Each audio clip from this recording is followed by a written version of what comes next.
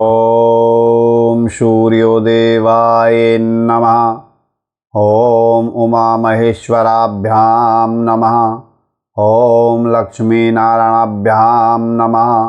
ओम गणपतये नमः। ओम श्रीहरि विष्णुदेवाय नमः। ओम आदिशक्ति भवानी माता रानी नमः। ओम श्री नवग्रह मंडल देवी देवताओं नमः। सूर्य नारायण भगवान की कथा, श्री सूर्य नारायण भगवान के व्रत की कथा आदि का वर्णन मैं आपको श्रवण कराता हूँ। भगवान सूर्य नारायण के स्तुति स्तवन करने के उपरांत हम भगवान श्री सूर्य नारायण की व्रत कथा का रसपान करेंगे। ओम रक्तांबुजासनं शेषगुणैक सिंधुं भानुं समस्त जगताम दीपं भजामि। पदभ्यवैरान् ददतं कराब्जमाणिक्यमौलिमर्णाङ्गरुचित नेत्रम्। श्री सूर्य देवाय नमः। आदित्याय नमः। भास्कराय नमः। भान्वये नमः। श्री रवये नमः। श्री खगाय नमः। श्री हिरण्यगर्भाय नमः। श्री पुष्णये नमः। श्री सवित्रये नमः। श्री मरीचये नमः। अर्काय नमः। मित्राय नमः। सूर्य देवाय आदित्याय भास्कराय नमः। श्री सूर्य देवाय आदित्याय नमः। भास्कराय नमः। ओम श्री सूर्य देवाय आदित्याय भास्कराय नमः। ओम श्री सूर्य देवाय आदित्याय भास्कराय नमः। ओम श्री सूर्य देवाय आदित्याय भास्कराय नमः। ओम श्री सूर्य देवाय आदित्याय भास्कराय नमः। ओम श्री सूर्य देवाय आदित्याय भास्कराय नमः। ओम श्री सूर्य देवाय आदित्याय भास्कराय नमः। श्री सूर्य देवाय आदित्याय भास्कराय नमः। श्री सूर्य देवाय आदित्याय भास्कराय नमः। श्री सूर्य देवाय आदित्याय भास्कराय नमः। ओम सहस्रशांस्रे तेजो राशे जगतपते अनुकंपामा भक्तया ग्रहणार्थ च दिवाकर। श्री सूर्य नारायण भगवान की जय। श्री सूर्य नारायण भगवान के व्रत की कथा प्रारंभ। एक बुढ़िया माई थी। उनका एक बहुत ही सरल सा नियम था कि प्रति रविवार को सवेरे स्नान आदि करके पड़ोसन की गाय के गोबर से घर को लीप कर फिर भोजन तैयार कर भगवान को भोग लगाकर स्वयं भोजन करती थी। ऐसा व्रत करने से उनका घर धन धान्य एवं आनंद से पूर्ण था। इस तरह कुछ दिन बीत जाने पर उनकी पड़ोसन विचार करने लगी कि ये वृद्धा सर्वदा मेरी गाय का गोबर ले जाती है, इसलिए वह अपनी गाय को घर के भीतर बांधने लगी। बुढ़िया को गोबर न मिलने से रविवार के दिन वह अपने घर को लीप न सकी। उसके व्रत में व्यवधान होने लगा, इसलिए उसने ना तो भोजन बनाया, न भगवान को भोग लगाया और न स्वयं ही भोजन किया। इस प्रकार उसने निराहार व्रत किया। रात हो गई और वह भूखी सो गई। रात में भगवान ने उन्हें सपने में दर्शन दिए और भोजन न बनाने तथा भोग न लगाने का कारण पूछा। बुढ़िया माई ने कहा, आज मुझे घर लीपने के लिए प्रभु गाय का गोबर नहीं मिला, जिससे हमारा घर शुद्ध नहीं हुआ, जिससे मैं खाना भी नहीं बना पाई और ना ही आपको भोग लगा पाई। तब भगवान ने कहा, माता, हम तुमको ऐसी गाय देते हैं जिससे सभी इच्छाएं पूर्ण होती हैं, क्योंकि तुम हमेशा रविवार को गाय के गोबर से घर लीप कर भोजन बनाकर मेरा भोग लगाकर खुद भोजन करती हो। इससे मैं बहुत खुश होकर तुमको ये वरदान देता हूँ तथा अंत समय में मोक्ष देता हूँ। सपने में ऐसा वरदान देकर भगवान सूर्य नारायण अंतर्ध्यान हो गए और जब वृद्धा की आँख खुली तो वह देखती रह गई कि आंगन में एक अति सुंदर गाय और बछड़े बंधे हुए हैं। वह गाय और बछड़े को देखकर इतनी प्रसन्न हुई और उनके घर के बाहर बांध दिया, वहीं खाने का चारा डाल दिया। जब उसकी पड़ोसन ने बुढ़िया के घर के बाहर एक अति सुंदर गाय और बछड़े को देखा तो ईर्ष्या के कारण उसका हृदय जल उठा तथा जब उसने देखा कि गाय ने सोने का गोबर दिया है तो वह उस गाय का गोबर ले गई और अपनी गाय का गोबर उसकी जगह पर रख गई। वह नित्य प्रति ऐसा करती रही और सीधी सीधी बुढ़िया को इसकी खबर भी नहीं होने दी। तब सर्वव्यापी ईश्वर ने सोचा कि चालाक पड़ोसन के कर्म से बुढ़िया ठगी जा रही है। भगवान ने संध्या के समय अपनी माया से बड़े जोर की आंधी चला दी। बुढ़िया ने आंधी के भय से अपनी गाय को घर के भीतर बांध लिया। प्रातःकाल उठकर जब वृद्धा ने देखा कि गाय ने सोने का गोबर दिया है तो उसे आश्चर्य की सीमा न रही और वह प्रतिदिन गाय को घर के भीतर बांधने लगी।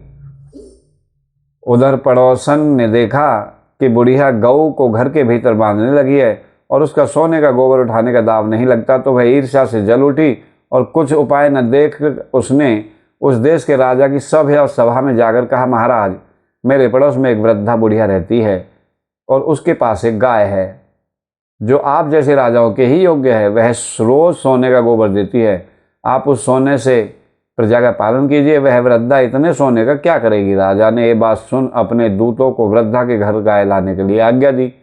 वृद्धा प्रातः ईश्वर का भोग लगा भोजन ग्रहण करने जा ही रही थी कि राजा के कर्मचारी गाय खोलकर ले गए। वृद्धा काफी रोई चिल्लाई, किंतु कर्मचारियों के समक्ष कोई क्या कहता। उस दिन वृद्धा गाय के वियोग में भोजन न खा सकी और रात भर रो रो कर ईश्वर से गाय को पुनः पाने के लिए प्रार्थना करती रही। उधर राजा गाय को देखकर बहुत प्रसन्न हुआ, लेकिन सुबह जैसे ही वह उठा सारा महल गोबर से भरा दिखाई देने लगा। राजा ये देखकर घबरा गया। भगवान ने रात में राजा के सपने में कहा, राजा, गाय वृद्धा माता को वापस लौटा दो, इसी में तेरी भलाई है।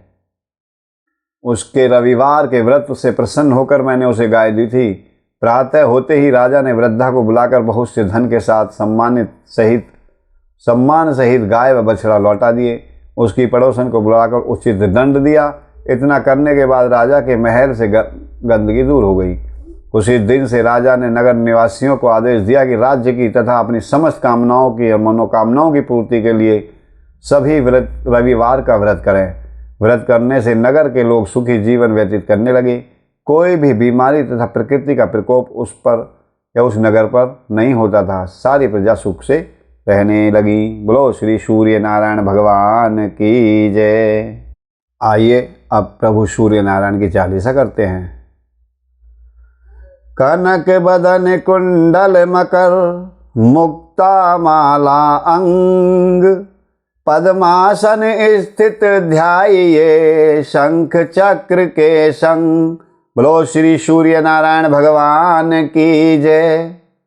जय सविता जयति दिवाकर सहस्र अंशु सप्ताश्रते मीर हर भानु पतंग मरीचि भास्कर सविता हंस सुनूर विभाकर विवस्वान आदित्य विकर्तन मारतंड हरि रूप विरोचन अंबर मणि खग कवि कहलाते अंबर मणि खग रवि कहलाते वेद हिरण्य गर्भ कह गाते सहस्रांशु प्रद्योतन कही कही मुनिगण होत प्रसन्न मोदलहि अरुण से दृश सारथि मनोहर हाकत है साता चढ़ी रथ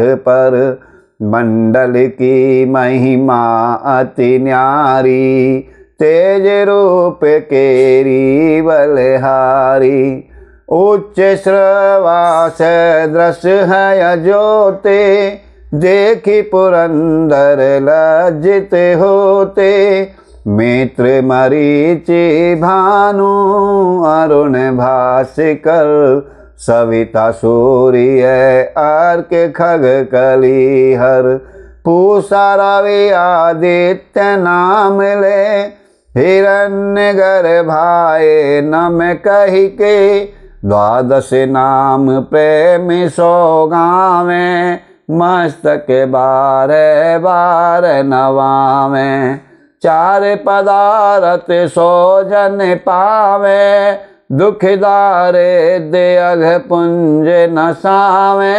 नमस्कार को चमत्कार यह विधि हरि हरि को कृपा सार यह शैवे भानु तुम्हि मन लाई अष्ट सिद्धि नव निधि ते पाई बारह नाम उच्चारण करते सहस जन्म के पातक टरते उपाख्यान जो करते तब जन रिपु सो जमल हते सोत ही छन छन सुत जोते परिवार बढ़ते है प्रबल मोह को फंद कटते है।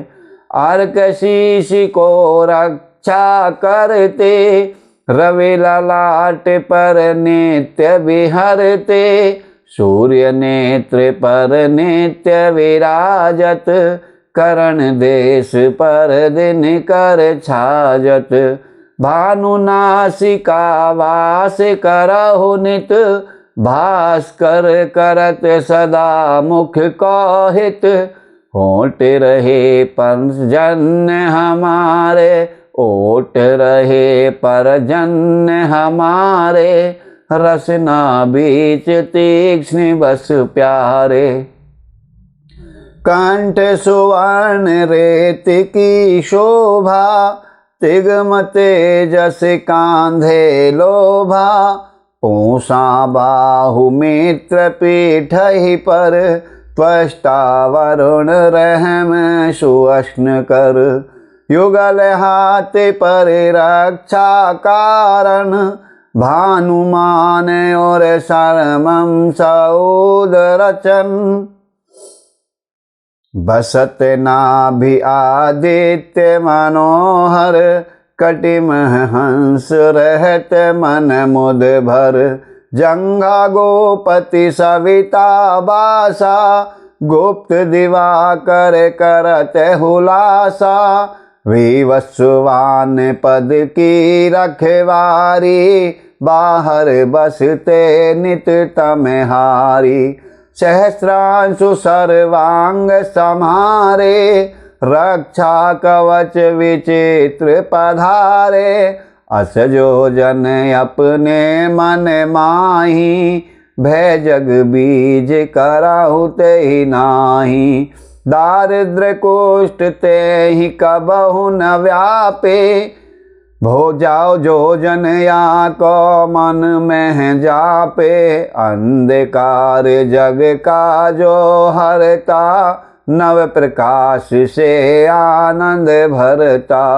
ग्रह गण ग्रसन मिटावत जाही, कोटि बार में प्रवनवताही। मंद से द्रस सुत जग में जाके, धर्म राज समय अद्भुत बाके। धन्य धन्य तुम दिन मनि देवा, किया करत सुर मुनि नर सेवा। भक्ति भाव युत पूर्ण नियम सो, दूर हटत सो भव के भ्रम सो। परम धन्य सो नर तन धारी, हैं प्रसन्न जेहि पर तमहारी। अरुण माघ मह सूर्य फागुन, मधु वेदांग नाम रवि उदयन। भानु उदय वैसाख विगिनावे, भानु उदय वैसाख गिनावे। ज्येष्ठ इंद्र आषाढ़ रवि गावे, यम भादो आश्विन मरेता। कार्तिक होत दिवाकर नेता।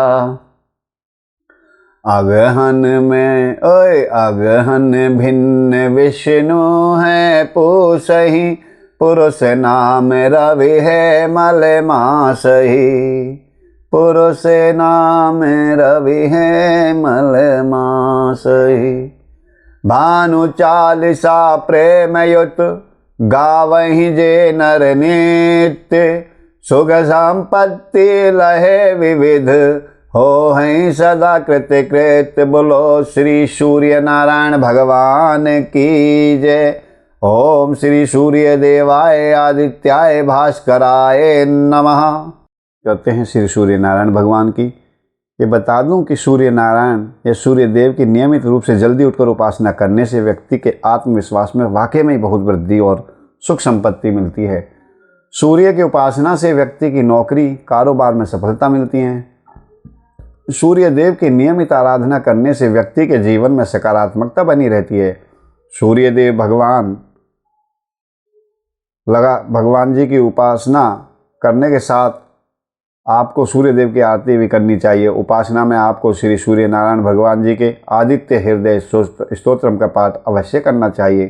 आइए अब हम भगवान सूर्य नारायण की आरती करते हैं। ओम जय कश्यप नंदन, ओम जय अदिति नंदन, त्रिभुवन तिमिर निकंदन, त्रिभुवन तिमिर निकंदन, भक्त हृदय चंदन। ओम जय कश्यप नंदन, सप्त अश्वरथ राजित एक चक्रधारी, प्रभु एक चक्रधारी, दुखहारी सुखकारी, दुखहारी सुखकारी, मानस मलहारी। ओम जय कश्यप नंदन, ओम जय अदिति नंदन, सुर मुनि भूसुर वंदित, विमल विभवशाली, प्रभु विमल विभवशाली, आघे दल दलन दिवाकर, आघे दल दलन दिवाकर, दिव्य किरण माली। ओम जय कश्यप नंदन, स्वामी जय अदिति नंदन, सकल सुकर्म प्रसविता, सविता शुभकारी, स्वामी सविता शुभकारी, विश्व विलोचन मोचन, विश्व विलोचन मोचन, भव बंधन भारी। ओम जय कश्यप नंदन, ओम जय अदिति नंदन, कमल समूह विनाशक, नाशक रूप तापा, स्वामी नाशक रूप तापा, सेवत सहज हरत अति, सेवत सहज हरत अति, मन सिज संतापा। ओम जय कश्यप नंदन, स्वामी जय अदिति नंदन, नेत्र व्याधि हर सुरवर, भूपीड़ा हारी, स्वामी भूपीड़ा हारी, वृष्टि विमोचन संतत, वृष्टि विमोचन संतत, परहित व्रत धारी। ओम जय कश्यप नंदन, स्वामी जय अदिति नंदन, सूर्य देव करुणा कर, अब करुणा कीजे, प्रभु अब करुणा कीजे, हर अज्ञान मोह सब, हर अज्ञान मोह सब, तत्व ज्ञान दीजे। ओम जय कश्यप नंदन, ओम जय अदिति नंदन, ओम जय कश्यप नंदन, स्वामी जय अदिति नंदन, त्रिभुवन तिमिर निकंदन, त्रिभुवन तिमिर निकंदन, भक्त हृदय चंदन। ओम जय कश्यप नंदन। ओम श्री सूर्य नारायण भगवान की जय, श्री सूर्य नारायण भगवान की जय, श्री सूर्य देवाय नमः। ओम श्री सूर्य देवाय नमः, आदित्याय नमः, भास्कराय नमः, भानवये नमः, श्रीरवये नमः। जय जय श्री सूर्य नारायण भगवान की जय। तो अब मैं श्री सूर्य नारायण का सबसे शक्तिशाली आदित्य हृदय स्तोत्र का पाठ कराऊंगा, आपको श्रवण कराऊंगा। आदित्य हृदय स्तोत्र का पाठ नियमित करने से अप्रत्याशित लाभ मिलते हैं। आदित्य हृदय स्तोत्र के पाठ से नौकरी में पदोन्नति, धन प्राप्ति, प्रसन्नता, आत्मविश्वास के साथ साथ समस्त कार्यों में सफलता मिलती है। हर मनोकामना पूर्ण होती है, हर मनोकामना सिद्ध हो जाती है। सरल शब्दों में कहा जाए तो आदित्य हृदय स्तोत्र हर क्षेत्र में चमत्कारी सफलता देता है। इसके पीछे की एक ये भी बात है कि जब श्री राम लंका के रावण राजा से युद्ध करते करते थक गए, एक दिन थक कर वो बैठे थे कि अगस्त मुनि ने उनको यही आदित्य स्तोत्र का पाठ श्रवण कराया और उन्होंने भी इस आदित्य स्तोत्र का पाठ करते हुए श्री सूर्य नारायण की भक्ति और पूजा की, तो भगवान श्री राम को रावण पर विजय प्राप्त हुई। आइए, जिस प्रकार भगवान श्री राम ने सूर्य नारायण जी की पूजा करने के उपरांत आदित्य हृदय स्तोत्र का पाठ करते हुए अपनी विजय को निश्चित किया था, उसी प्रकार हम भी आज इस आदित्य हृदय स्तोत्र के पाठ को नित्य करके अपने जीवन में सभी मनोकामनाओं को पूर्ण करने के लिए, अपने लक्ष्यों की प्राप्ति के लिए भगवान सूर्य नारायण की इस मंत्र को पढ़ते हुए, श्रवण करते हुए पूजा अर्चना करते हैं। आइए पाठ प्रारंभ।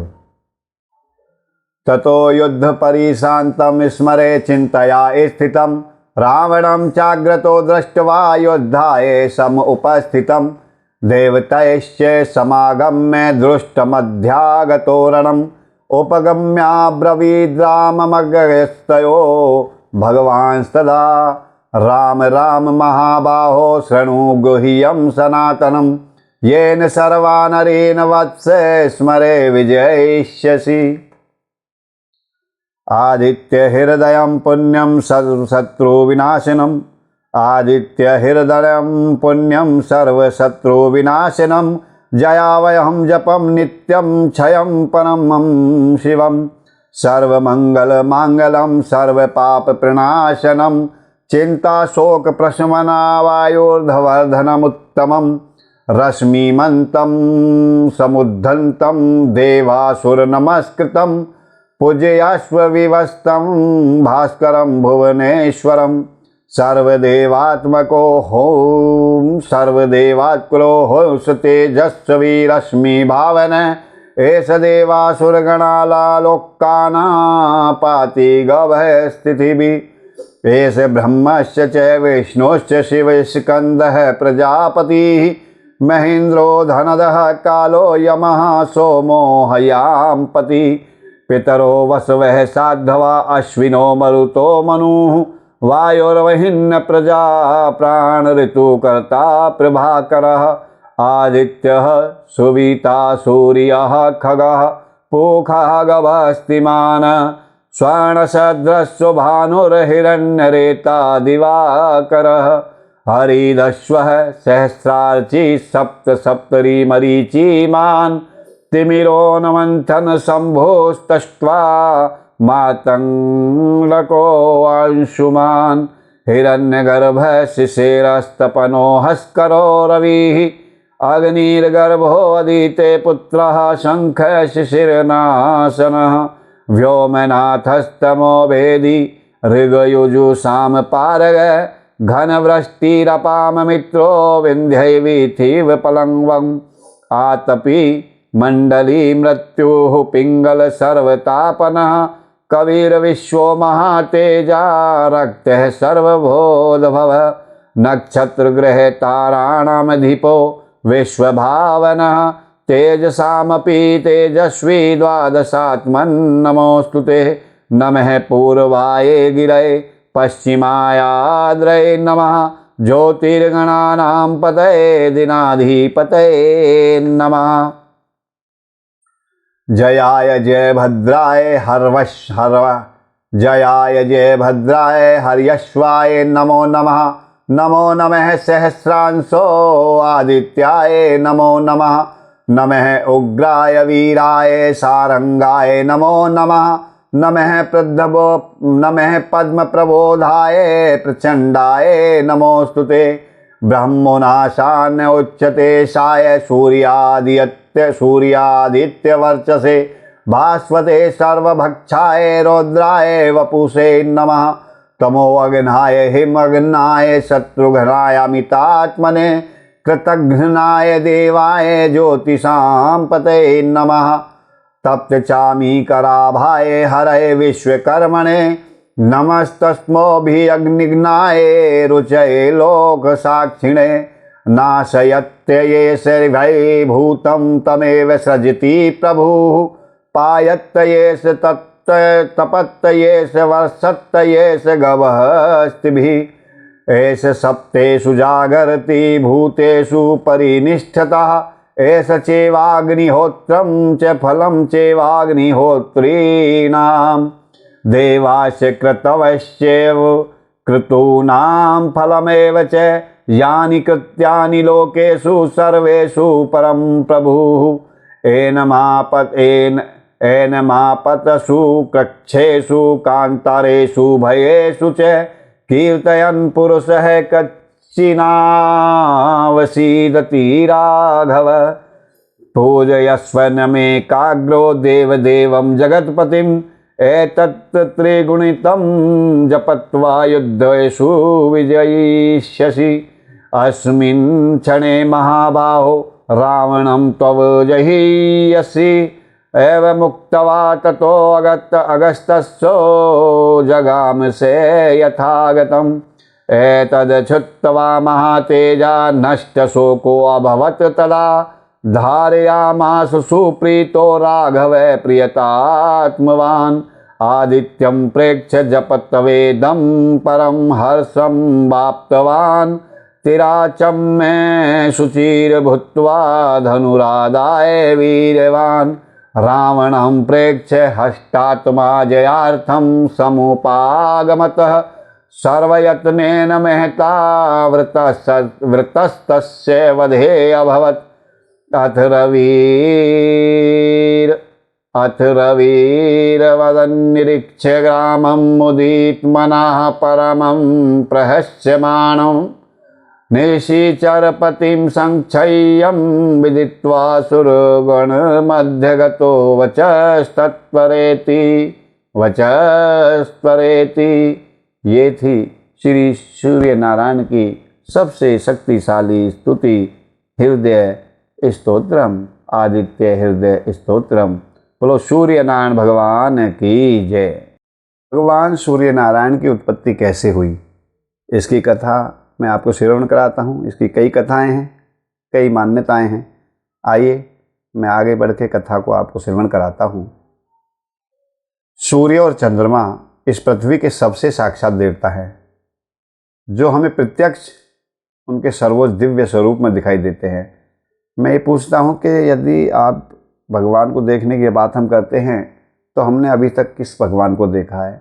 सबको मानते हैं, उनको सपने में देखते हैं। जैसा हम उनके रूप का विचार अपने मन में करते हैं वही हमको सपने में दिख जाते हैं। परंतु चंद्रमा और सूर्य नारायण ऐसे देव हैं जो हमें रोज प्रतिदिन साक्षात दर्शन देते हैं।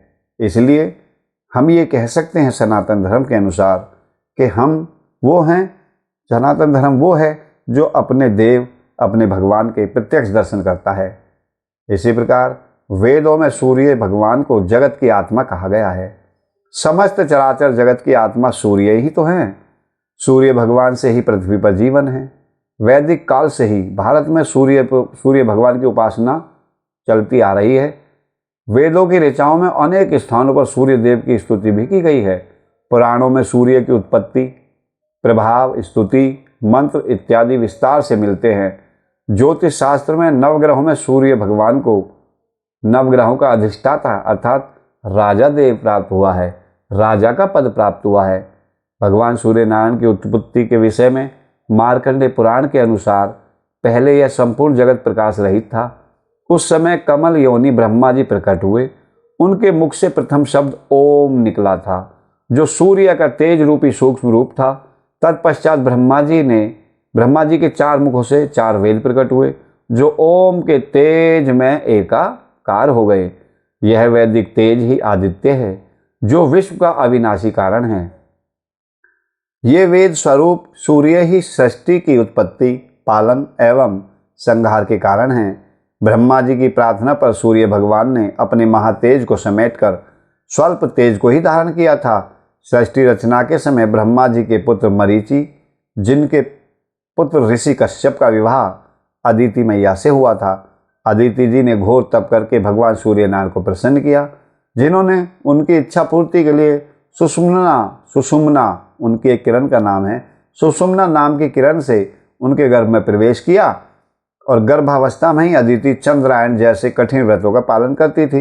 एक दिन राजा ऋषिराज कश्यप जी को क्रोध आया और क्रोधित होकर उन्होंने अदिति से कहा, तुम इतने कठिन चंद्रायण जैसे व्रत कर रही हो, क्या तुम्हारे गर्भ में पल रहे इस शिशु को मारना चाहती हो? तुम्हें इसका बिल्कुल तनिक भी ध्यान नहीं है। यह सुनकर देवी अदिति ने कहा कि मैं व्रत तो अवश्य रखूंगी, बिना व्रत के मैं नहीं रह सकती।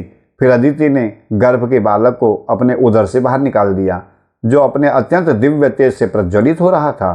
भगवान सूर्य शिशु रूप में उस गर्भ से प्रकट हुए। अदिति को मारीचम अंडम कहा जाने लगा और इसी कारण यह बालक मार्तंड नाम से भी प्रसिद्ध हुआ। ब्रह्म पुराण में अदिति के गर्भ से जन्मे सूर्य के अंश को विवस्वान कहा गया है और विवस्वान के आगे चलकर मनु हुए। मनु के ही हम सब संतानें हैं। बोलो सूर्य नारायण भगवान की जय। इसी प्रकरण में आगे एक कथा और है कि जैसे ही जन्म लिया तो लोग राक्षस सब डरकर भाग गए थे। भोलेनाथ ने त्रिशूल से कर दिए थे 3 टुकड़े श्री सूर्य नारायण के।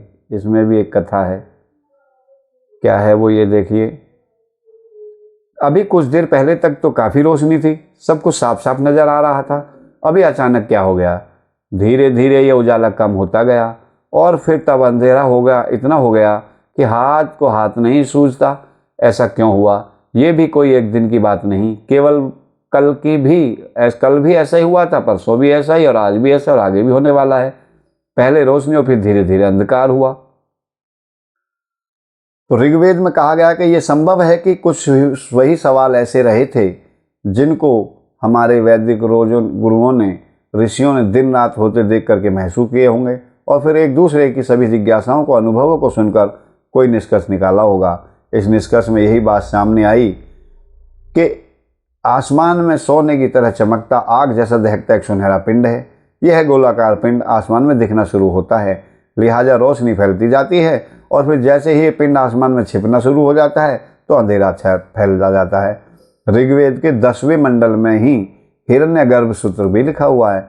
हिरण्यगर्भः संवर्तताग्रे भूतस्य जातः पतिरेके आसीत सेदाधार पृथ्वीं धामुते माम कस्मै देवाय हविषा विधे।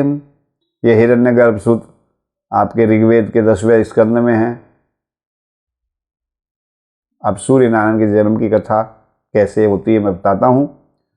ये तो सूर्य भगवान की उपासना की बात थी, लेकिन सूर्य भगवान का जन्म कैसे हुआ, इस सवाल का जवाब विष्णु पुराण के लिखे हुए एक घटनाक्रम से मिलता है। विष्णु पुराण की कथा कहती है कि जब कहीं कुछ नहीं था तब उस समय विराट पुरुष, पुराणों में भगवान विष्णु जी को ही विराट पुरुष कहा गया है, विराट पुरुष की इच्छा से दूध जैसा सफ़ेद एक सागर बना।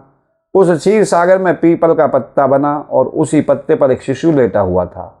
यह शिशु अपनी इच्छा के अनुसार विकसित होता गया और पूर्ण रूप से पुरुष बन गया।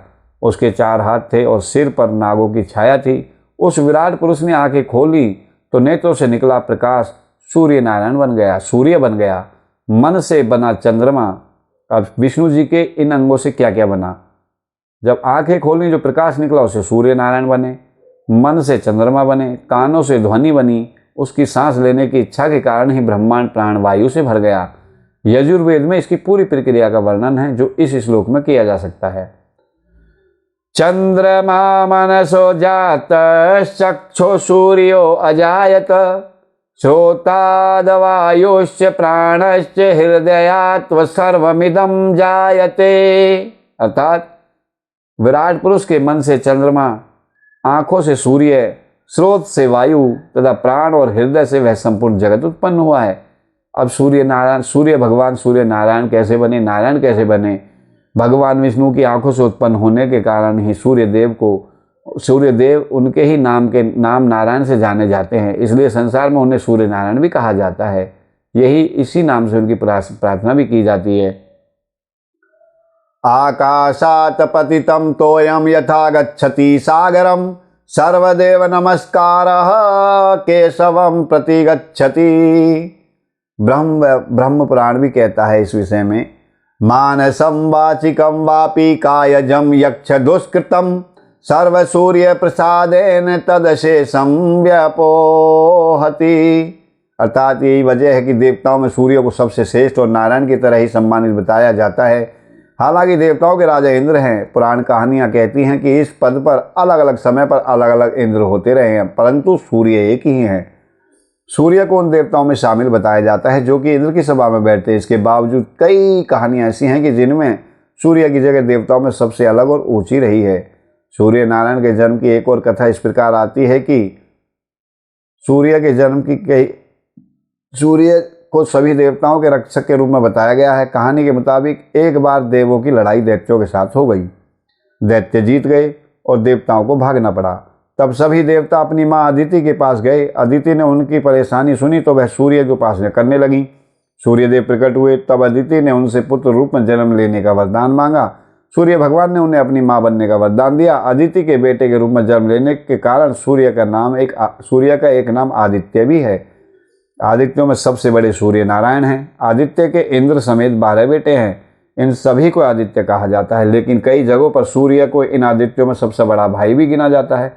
हालांकि फिर भी देवताओं का राजा इंद्र है, सूर्य नहीं। लेकिन सूर्य को उनके त्याग, तप, लगातार जलते और तपते रहने की उनकी विशेषता के कारण उन्हें ईश्वर के बराबर का दर्जा प्राप्त है। सूर्य जी के जन्म की कथा का वर्णन ब्रह्मांड पुराण में भी मिलता है, जिसमें ब्रह्मांड के बनने की व्याख्या की गई है। मार्तंड नाम भगवान सूर्य नारायण का पड़ा। सूर्य का रथ ही कालचक्र कहलाता है। और गीता में श्री कृष्ण जी ने भी सूर्य की महिमा का गान किया है, जिसमें एक ये मैं आपको प्रसंग सुनाता हूँ कि गीता में जब श्री कृष्ण अर्जुन को कर्म योग का ज्ञान देते हैं तो वो बताते हैं कि मैं पहले भी यह ज्ञान कई लोगों को सिखा चुका हूँ और जिन्होंने इसे समझ लिया वह मेरे हो गए या फिर मेरा स्वरूप पा गए। इसके बाद वे बताते हैं कि सबसे पहले तो मैंने ये ज्ञान विवस्वान सूर्य को दिया। सूर्य ने कर्म योग मनु को सिखाया और मनु ने अपने पुत्र इक्ष्वाकु को इसका ज्ञान दिया। अब मैं यही ज्ञान तुम्हें देता हूँ, लोगों को सिखा चुका हूँ और जिन्होंने इसे समझ लिया वह मेरे हो गए या फिर मेरा स्वरूप पा गए। इसके बाद वे बताते हैं कि सबसे पहले तो मैंने ये ज्ञान विवस्वान को ही दिया था और अब मैं यही ज्ञान तुम्हें दे रहा हूँ अर्जुन। इमं विवस्वते योगम प्रोक्तवान हम अव्ययम विवस्वान मनवेप्ताः मनोरिक्षका विवृत। ये श्रीमद् भागवत का है। सूर्य कुल की स्थापना है और ये सारी कथाएं इसमें हैं। एक बार सूर्य नारायण का शिव शंकर भोलेनाथ से भी युद्ध हुआ, उसकी भी एक छोटी सी कथा है जो बड़ी ही रोचक है। परंतु अब मैं अपनी वाणी को विराम देता हूँ। योग शास्त्र में भी सूर्यदेव के प्रमुख स्थान रखते हैं। उनके नाम पर सबसे प्राचीन योग पद्धति सूर्य नमस्कार है, जो मंत्र आधारित है। सूर्य के 13 पर्याय नामों से बने ये 13 मंत्र अपनी 13 क्रियाएं के साथ पेट, पीठ, पैर, घुटने, जांघ, एड़ी, भुजाएं, गर्दन, सिर और सीना के साथ सभी जोड़ के लिए लाभदायक हैं। ये 13 नाम सूर्य नारायण के क्या है? ओम मित्राय नमः, ओम रवये नमः, ओम सूर्याय नमः, ओम भानवये नमः, ओम खगाय नमः, ओम पुष्णये नमः, ओम हिरण्यगर्भाय नमः, ओम मरीचये नमः, ओम आदित्याय नमः, ओम सवित्राय नमः, ओम अर्काय नमः, ओम भास्कराय नमः, ओम श्री सवित्रय सूर्य नारायणाय नमः। ओम श्री सूर्यदेव भगवान की जय।